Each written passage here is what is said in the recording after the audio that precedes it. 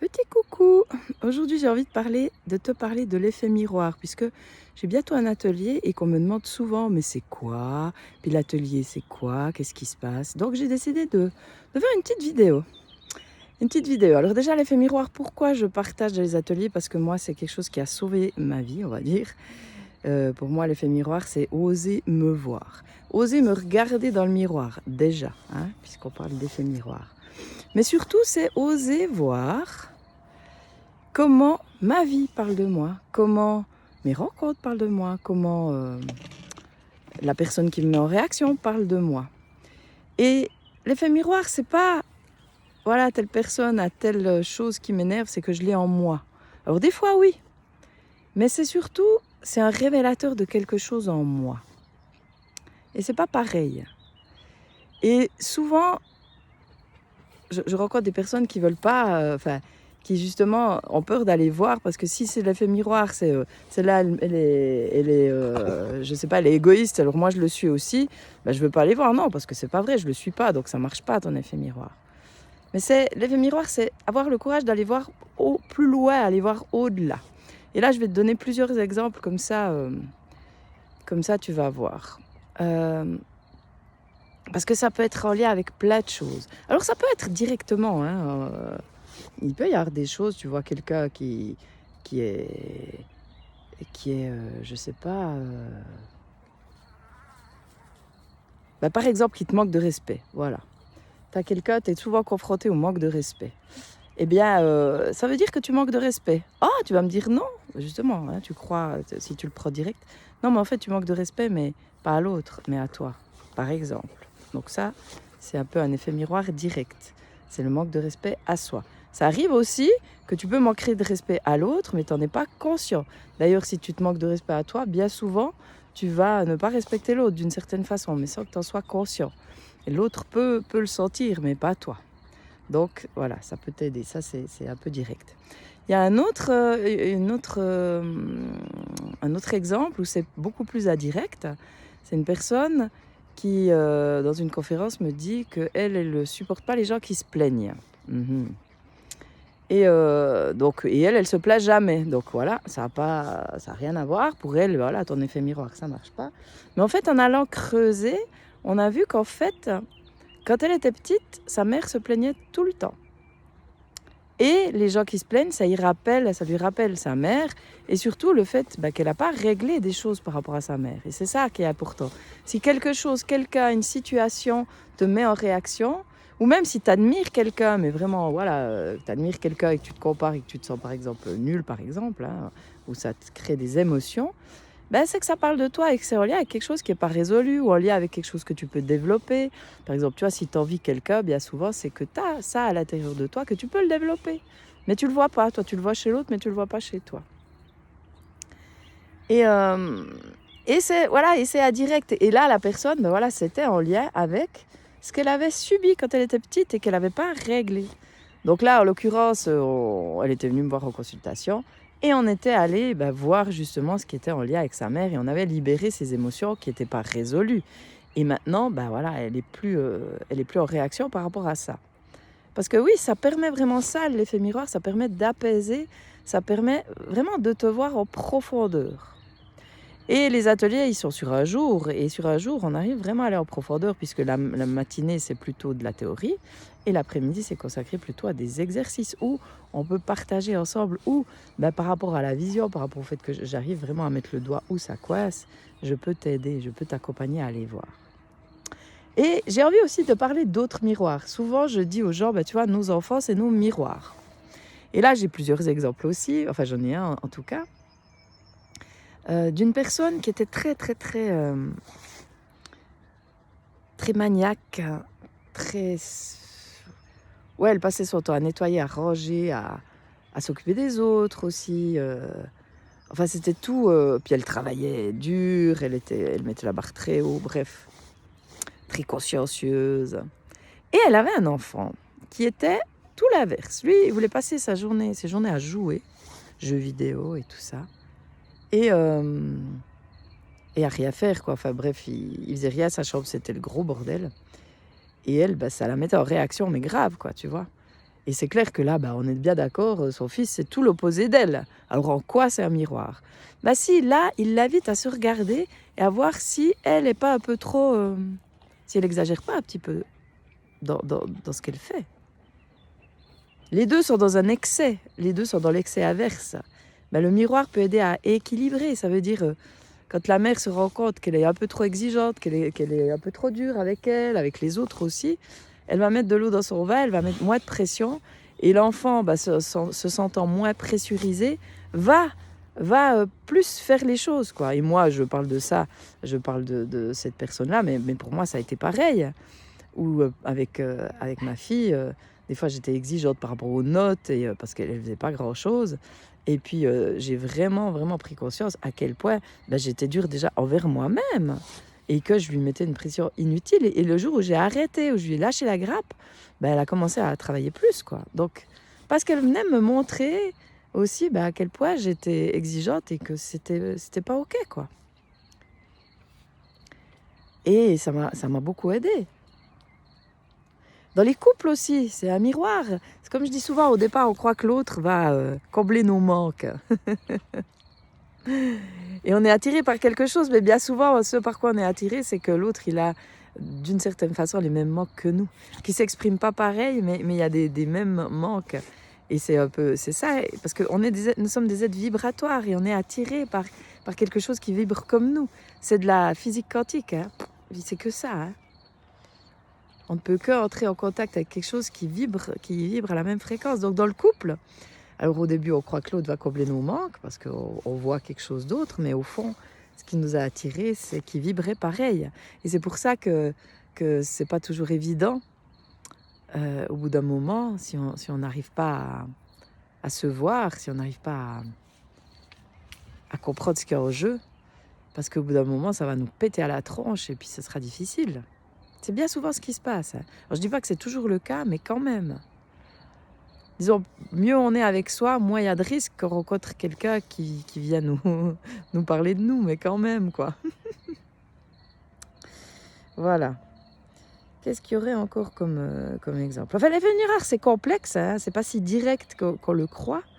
Ça nous invite à aller peut-être chercher un petit peu plus loin. Ça nous invite aussi à voir les croyances. Par exemple, si on juge quelqu'un, quelque chose, si on le juge, ça parle aussi de nous. Si on le juge, c'est qu'on a une idée sur un idéal, comment les choses devraient être. Et là, comme je dis souvent, le jugement, hein, des fois on entend, c'est pas bien de juger, mais le jugement, si tu l'utilises comme quelque chose qui va t'aider à mieux te connaître, c'est magnifique. Tu vois, si tu juges telle personne, ça va te parler des croyances que tu as sur la vie, sur toi, et ça va t'aider à aller justement dénouer, aller voir, attends, mais cette croyance-là, parce que derrière une croyance, il y a un idéal, une idée de comment ça doit être. Et un idéal, t'es pas dans l'acceptation de ce qui est, quoi. T'es pas dans l'accueil de ce qui est. Et ça peut t'aider justement à faire un tri, à voir, attends, est-ce que c'est vraiment important pour moi, ça? Est-ce que c'est vraiment juste? Et là, je vais chercher un exemple. Encore un exemple que je donne souvent, mais les fautes d'orthographe, par exemple. Donc moi, pendant 10 ans au service, quand j'étais fonctionnaire à Genève, je corrigeais, je ne l'ai pas fait pendant 10 ans, mais pendant longtemps, je corrigeais les courriers sortants, ça passait par moi. Alors les fautes d'orthographe, la grammaire, en général, je vois. Alors pas forcément les miennes, hein, c'est toujours plus facile de voir celles des autres, mais quand même. Donc c'est vrai que, voilà, je vois. Et au début, des réseaux sociaux ou n'importe, des SMS, tout ça, moi, je m'énervais tout le temps parce que les gens, ils écrivaient n'importe comment. Je disais, hein, voilà, mais ils peuvent pas faire un effort, franchement, bref. Et ça me mettait vraiment en réaction. Et quand j'ai rencontré René, qui faisait vraiment beaucoup de fautes d'orthographe, ça m'énervait.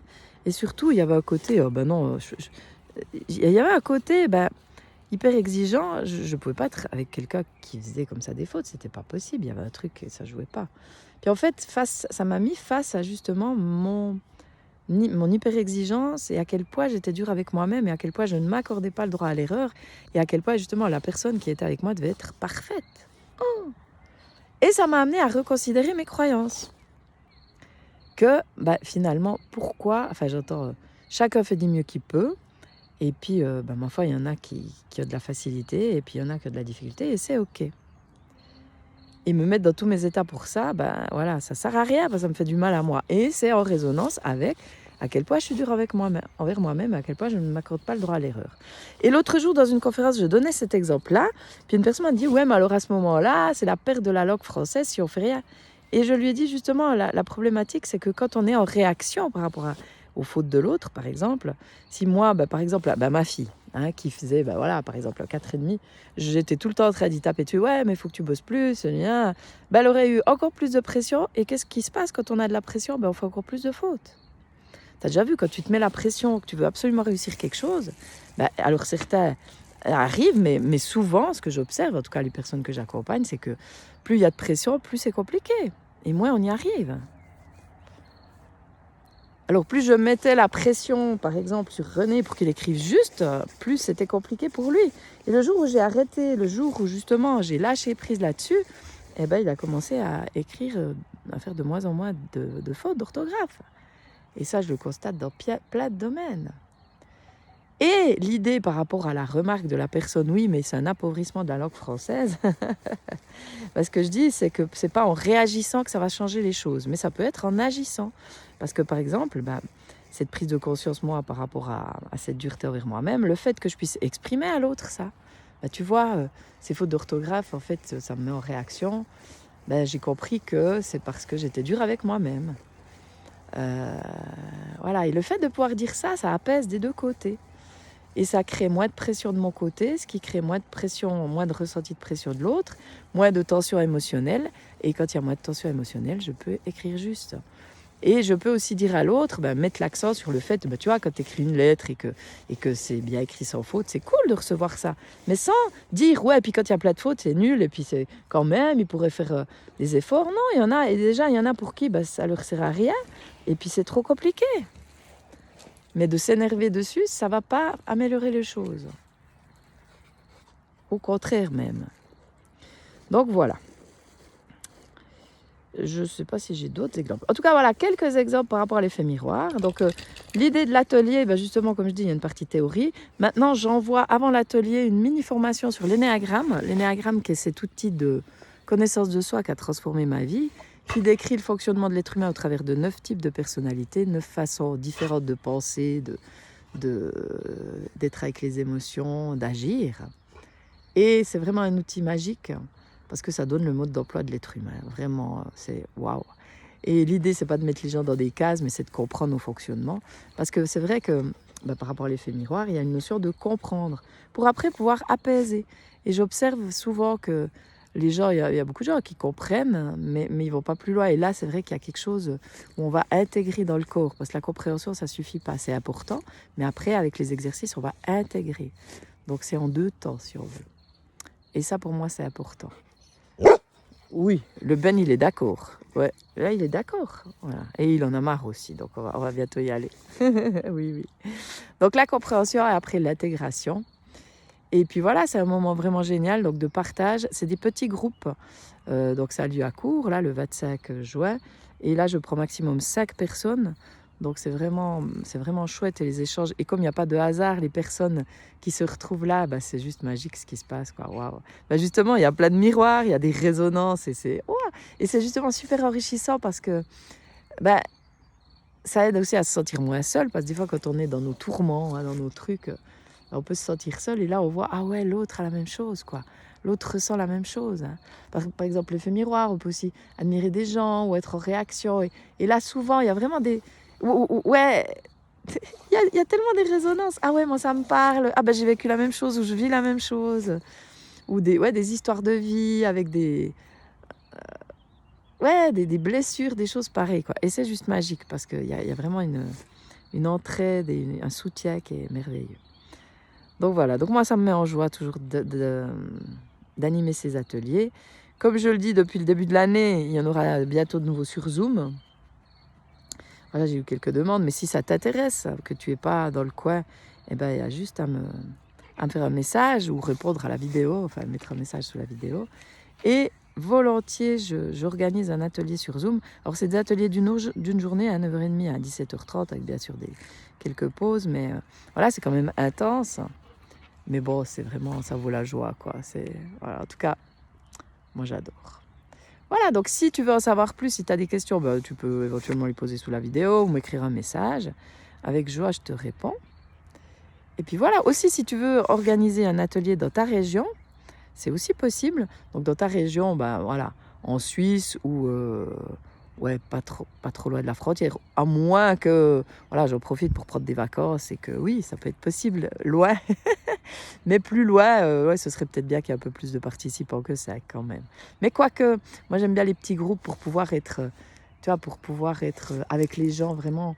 Moi j'ai cette capacité à me connecter, cette facilité à me connecter à l'autre. Et c'est vrai que s'il y a trop de monde, après ça devient un peu, c'est plus complexe, disons. Mais voilà. En tout cas, n'hésite pas si tu as des questions. Et puis, bah, le lien est sur ou dessous la vidéo pour s'inscrire. Donc voilà, il y a encore de la place. En tout cas, moi, je me réjouis. Et puis, bah, je te souhaite le meilleur, une belle journée. Je te dis à tout vite. Bye bye.